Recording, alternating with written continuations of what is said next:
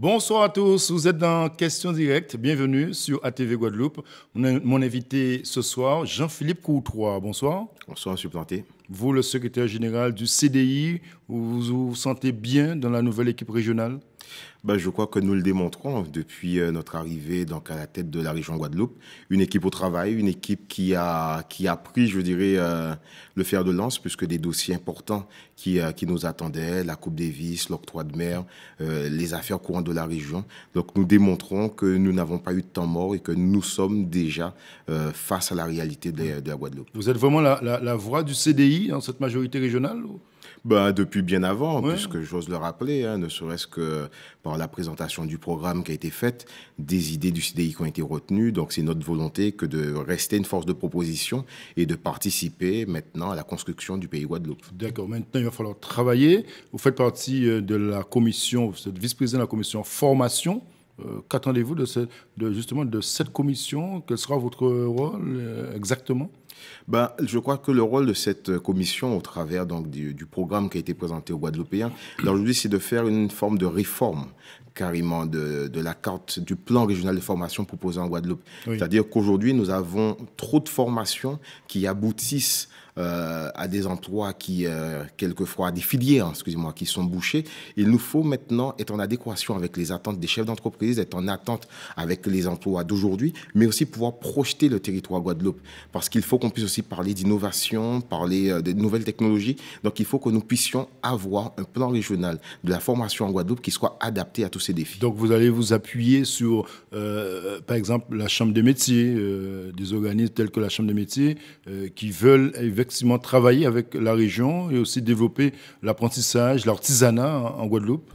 Ça passe par là, justement, ce nouveau modèle économique de la région. C'est incontournable et je crois que le président Chalus nous l'a démontré quand il était affaire de l'octroi de mer. Il est indispensable que nous puissions concerter, que nous puissions échanger avec tous les acteurs. Parce qu'il est impensable que nous ayons une région qui puisse mettre en place des plans aussi importants, mais sans avoir l'avis de toutes ces chambres consulaires, de tous ces acteurs, en réalité, donc, du développement de la Guadeloupe. Donc, il faut que nous puissions mettre en place une vraie collaboration pour que nous puissions avoir un plan régional performant et qui répondent réellement aux attentes des chefs d'entreprise, des acteurs, des artisans. Après environ un mois à la région, quelle est la méthode Chalus? Vous qui êtes de l'intérieur, conseiller régional. La méthode Chalus, c'est celle de vraiment prendre en compte l'intérêt du peuple guadeloupéen. C'est-à-dire qu'aujourd'hui, on ne peut pas penser une politique en imaginant que nous ayons la science infuse, en imaginant que ce soit entre quatre murs que les solutions nous viendront. Oui. La concertation, je crois que c'est la méthode qui a été démontrée. La problématique de la Coupe Davis, il fallait rentrer dans une discussion avec le gouvernement français de manière à éviter que la facture ne soit que pour la région Guadeloupe. L'octroi de mer, il fallait consulter les chambres consulaires, il fallait consulter tous ces organismes de manière à ce que nous puissions avoir un chiffre qui ressemble réellement aux attentes de ces acteurs économiques. Donc, comme je le disais tout à l'heure, la formation, ça va être la même méthode.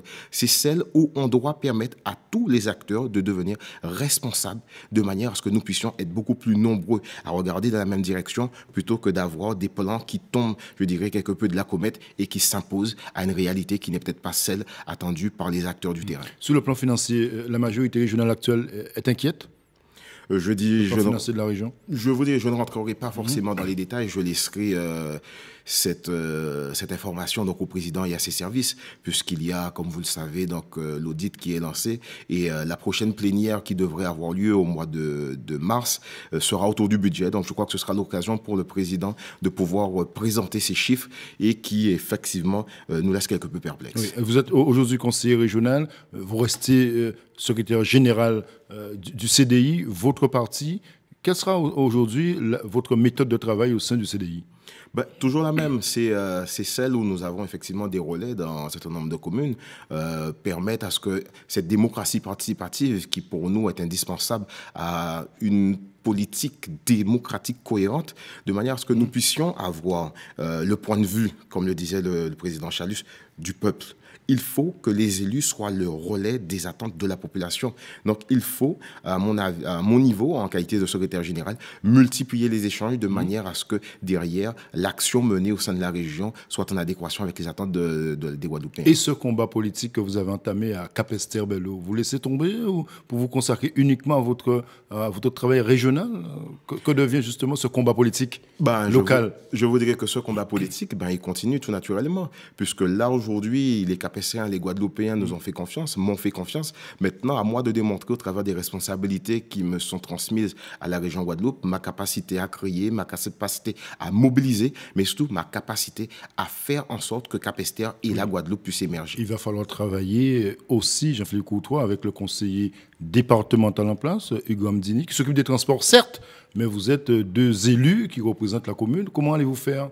Est-ce que c'est fermé ou... Non, mais je crois qu'un Capestérien et un Guadeloupéen intelligent, nous saurons mettre de côté nos différences de manière à mettre en avant l'intérêt de cette population. Et je l'ai dit dans mon discours où après les élections, où j'ai appelé tous ces Capestériens qui n'avaient pas été élus ce dimanche 13 décembre à se rassembler de manière à ce que nous puissions faire entendre au sein de la région Guadeloupe la voix de Capesterre, mais aller beaucoup plus loin, puisque une Capesterre dynamique, c'est une Guadeloupe qui gagne. Donc il est indispensable que nous soyons demain des élus qui soient à la hauteur des attentes. Oui, donc l'objectif politique pour vous, c'est toujours être maire de Capesterre-Belle-Eau?